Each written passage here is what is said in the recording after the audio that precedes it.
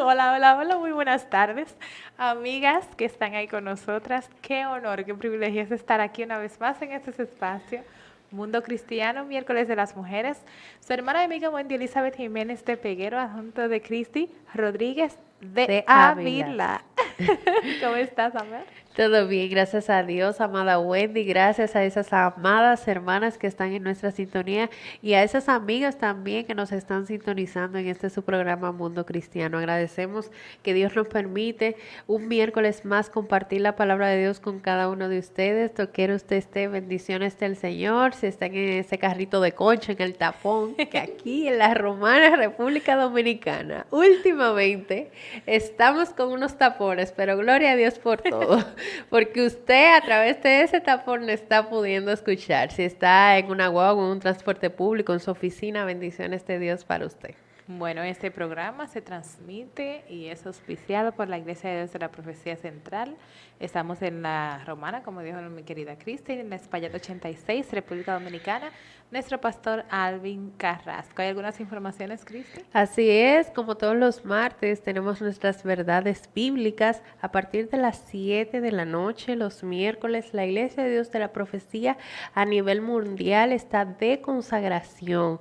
Así que si usted es parte de este cuerpo eclesiástico, usted todos los miércoles debe estar en su iglesia sacando ese tiempecito realmente para consagrarse al Señor. Los jueves también nuestra iglesia se abre a partir de las 7 de la noche para adorar y exaltar el dulce nombre de nuestro Señor Jesucristo.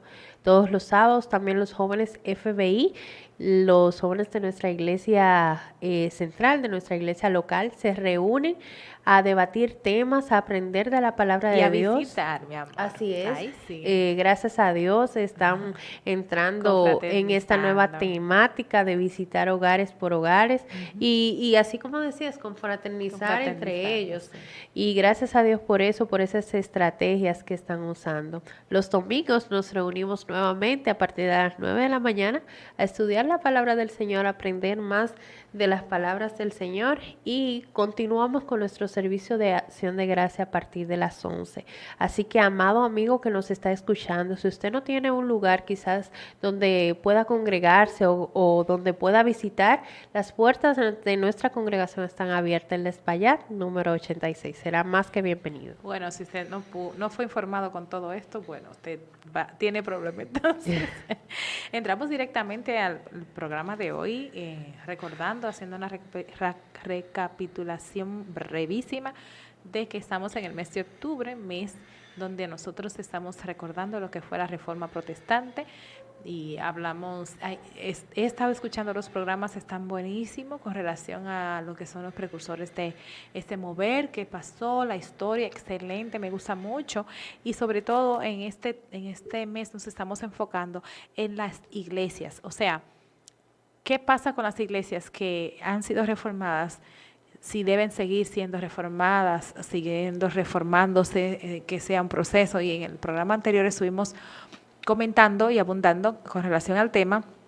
Y en esta ocasión nosotros queremos desglosar un poquito más en una de las iglesias que se menciona en Apocalipsis, nuestro querido Jesús hablándole directamente por medio de Juan, que todas esas cualidades que tenían estas iglesias y porque se reprendían. Ahora bien, ¿por qué nosotras queremos relacionar eso que sucedió en ese llamado de atención en el libro de Apocalipsis a lo que es el tema de la reforma? Bueno, porque son iglesias que estaban caminando de una forma correcta y se corrompieron y pasaron por algún tipo de situación o en su defecto las que no se corrompieron, las que sí estuvieron haciendo lo correcto, que por cierto eran 7 iglesias en total y 2 de ellas fueron muy halagadas y elogiadas por su buena conducta, más sin embargo tenían una situación en particular, que luego estaremos hablando de esto durante todo este mes, y también de ellas nosotras vamos a aprender en todo este mes de octubre. Y en esta ocasión vamos a hablar un poquito con relación a lo que pasó en el mensaje que se le dio a la iglesia de Éfeso. Y estuvimos hablando y analizando y estuvimos leyendo en esas introducciones, esas cartas, lo increíble que es nuestro Señor Dios por medio de su Hijo Jesús, hablándole a las iglesias, todo lo que Él hacía, los paralelos, y nosotros decíamos verdaderamente, no es casualidad que estemos leyendo y estudiando estos temas y trayendo la colación, porque la palabra de Dios es viva y tiene una enseñanza entonces para nosotros ahora que la estamos estudiando. Exacto, y eso es lo bueno de estudiar la palabra de Dios. Sí. Podemos relacionar todos los temas que podemos descubrir en ellas en el presente, porque son vivas y son vida nuestras vidas. Y ese es el sentido de que podamos aplicar todo lo que podamos estudiar, aplicarlo a nuestras vidas. Sí. Y esto mismo pasa con la iglesia de Éfeso, que es la iglesia que vamos a tomar en cuenta en el día de hoy, que se encuentra en Apocalipsis, su capítulo 2 en adelante. Algo que se puede destacar en todas las iglesias es que Jesús hace una declaración en cuanto a la condición de cada iglesia. Exacto. O sea, hace una introducción de las cosas positivas que estaban haciendo, pero entonces le dice, no obstante, ustedes hicieron o están haciendo tal y tal cosa. Y al final vemos entonces el mandato o sea, lo que tienen que hacer para corregir. Reformarse, que es precisamente lo que estamos hablando. Le llama la atención, lo felicita por lo bueno que hicieron, y entonces le llama la atención a aquello que dejaron de hacer y que ahora deben de volver a hacer para reformarse, para hacerlo como estaban haciéndolo anteriormente o mejor, según las Escrituras. Entonces, ¿qué dice en Apocalipsis capítulo 2? Dice Apocalipsis capítulo 2, su versículo 2 en adelante. Yo conozco tus obras y tu alto trabajo y paciencia, y que no puedes soportar a los malos, y has probado a los que dicen ser apóstoles y no lo son. Y lo has hallado mentirosos, y has sufrido y has tenido paciencia, y has trabajado arduamente por amor de mi nombre, y no has desmayado. Pero tengo contra ti pero tengo contra ti que has dejado tu primer amor. Recuerda, por tanto, de dónde has caído y arrepiéntete y haz las primeras obras, pues si no, vendré pronto a ti y quitaré tu candelero de su lugar. Y si no te hubieres arrepentido. Pero tienes esto, que aborreces a las obras de los nicolaístas, las cuales yo también aborrezco. Pero tienes... El que tiene oído, dice el 7, el que tiene oído, que oiga lo que el Espíritu dice a las iglesias. Al que venciere, le daré de comer del árbol de la vida, el cual está en medio del paraíso de Dios. Aquí vemos cómo el Señor Jesús habla de las virtudes de esta iglesia. Vemos que es una iglesia entregada, que trabaja con paciencia, que soporta y prueba a los apóstoles que no vienen directamente de Dios, que trabaja arduamente por la causa del Señor, pero que ha dejado el primer amor. Yo quiero que nos enfocamos un poquito ahí. ¿Por qué habla de que ha dejado el primer amor? ¿A qué se refiere? ¿Cómo lo podemos traer en este tiempo? Y marca mucho esa expresión de que has dejado tu primer amor, porque entonces nos ponemos a analizar y pensar de que, pero la iglesia dejó de amar a Dios, dejó de amar a todo lo que eso representa, y realmente una iglesia que odia a lo que están haciendo los nicolaitas, esas cosas malas, una iglesia que va caminando, que lo único que se les reprocha es que ha dejado su primer amor. Hay que analizar a qué se está refiriendo. Y estuvimos hablando y advirtiendo que realmente no solamente es que has dejado de amar mis preceptos, sino también a mis hermanos y la obra en la que estás trabajando. Me explico. Estuvimos hablando de una definición de primer amor anteriormente. Se nos decía, que el primer amor, cuando uno viene a los pies del Señor con ese fuego, con ese deseo intenso, con esas intenciones, motivaciones que siempre nos traían que nos movían a hacer el bien, de ese anhelo de agradar, a estar con mis hermanos, la palabra. todas las disciplinas que nosotros siempre vivimos promoviendo, que son la lectura de la palabra, la oración, el consagrarnos más a Él, el apartarnos también, que son dos cosas muy diferentes. Cuando tú tomas un tiempo para tú apartarte de todo el mover, de tantas cosas, este mundo que está tan rápido, y tú te apartas para estar con el Señor en el sentido de... Es un sacrificio de tiempo. ¿Qué Sí, estamos haciendo? realmente, porque es que cuando tú dejas, yo me he dado cuenta en estos últimos tiempos que si tú cambias tu agenda que tú tienes pautada, por ejemplo, para un miércoles, un día como hoy, yo tengo pautado esto y aquello, ¿verdad? Entonces, algo interfiere, como que te mueve todo el mundo y entonces tú tienes que reprogramarte. Más sin embargo, cuando uno intencionalmente dice, no, hoy yo voy a hacer esto porque yo quiero estar a solas con el Señor. Puede ser, yo no sé cómo usted lo planificaría, lo haría. Para mí sería ideal yo estar a solas con una música bajita de fondo y tener las escrituras ahí y muchas concordancias y libros para comparar.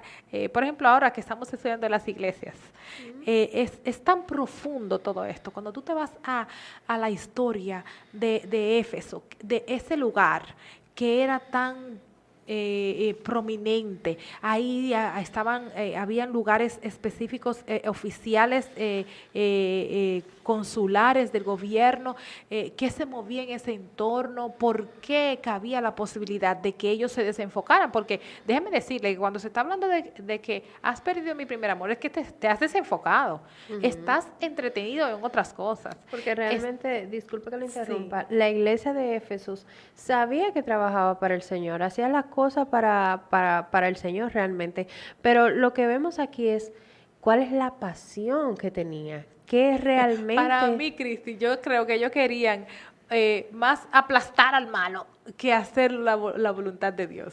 Como que querían, que tú estás pecando, tú estás haciendo algo malo, los nicolaitas que estaban haciendo lo que no tenían que hacer. Mira uno ahí, como que buscándole defecto al otro. como que estaban realmente estaba bien porque los nicolaitas estaban errados, estaban haciendo las cosas que no agradaban al Señor, pero cuando ya tú te vuelves paranoico. O te pones como un juez solamente a juzgar al otro y no a ver la paja que tiene en tu ojo, entonces ahí no estamos distorsionando. Entonces, la pregunta que le hago en el día de hoy a la audiencia es, ¿qué hacíamos antes cuando llegó el Señor a nuestras vidas que no estamos haciendo ahora? O sea, escudriñábamos más la palabra de Dios, escogíamos ese tiempo intencionalmente para apartarnos a tener unas solas con el Señor. ¿Qué más? Predicábamos con pasión la palabra de Dios, nos involucrábamos en las actividades en la iglesia, pero teniendo un concepto de para quién hacemos las cosas, así como dice la palabra de Dios, que todo lo que hagamos lo hagamos como para el Señor. Y muchas veces nos envolvemos en las cosas del Señor. Bueno, dirigimos el ministerio de alabanza, estamos en el ministerio de evangelismo, pero nos desenfocamos de realmente el propósito es que el Señor brille o que me vean a mí para yo poder exponer la palabra de Dios y para levantar mi ego evangelístico o cristiano, como que yo soy cristiana y el otro no. Entonces, ¿cuál es el motivo realmente de yo hacer las cosas hoy en día en el entorno en que me estoy desenvolviendo? Es que el Señor sea el primer lugar, exponer el evangelio de Cristo. Entonces, mi primer amor lo estoy manifestando en mi vida como antes, esos años atrás, hace 10, 20 años. ¿Cuál es mi enfoque así, realmente? exacto. Porque es que los nicolaitas ya estaban enseñando cosas incorrectas, ¿ok? Entonces, obviamente, ellos estaban cuidando con celo, con temor y temblor, lo que Pablo y todos los que pasaron por ahí habían ya enseñado. Era como que, ahora vienen ustedes a querer pisotear lo que nosotros sabemos. No, y estaban, tú sabes, tratando de que las cosas fueran correctas.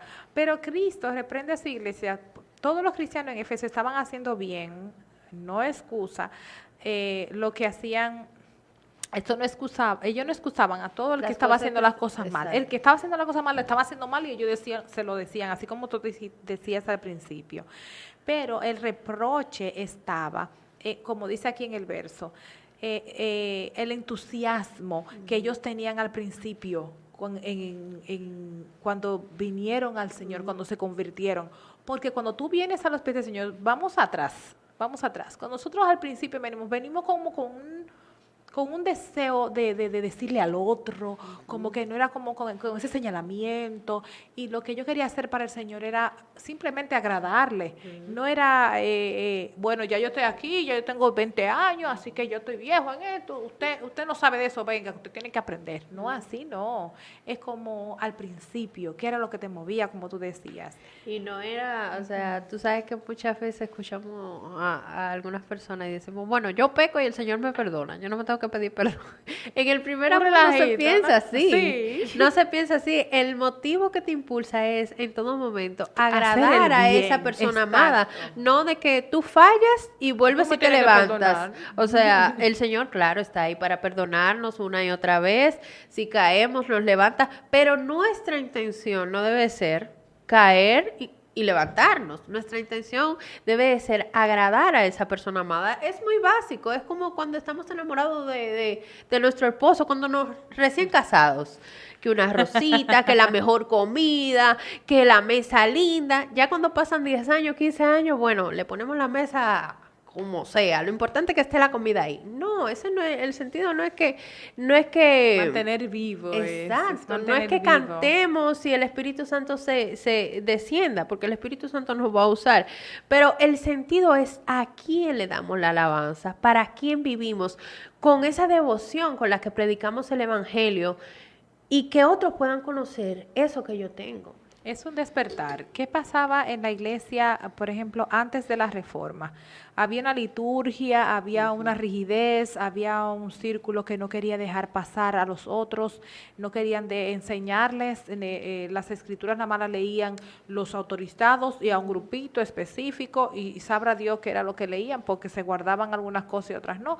Eso pasaba antes de la Reforma. Entonces, durante la Reforma hubo un proceso de cambio donde ya se fue descubriendo, la gente fueron abriendo los ojos, le llegó la imprenta, vino Martín Lutero, comenzaron a leer, educarse, y ahora después de nosotros en este tiempo, ¿qué podemos nosotros ver? Bueno, que todos los afanes de la vida nos están ocupando tanto que así como la iglesia de Éfeso, estamos muy bien, muy bonito y esto, pero el amor que movió a todas esas personas a que, wow, ya tengo la Biblia, ya puedo leerla, ya puedo estudiarla, ya puedo...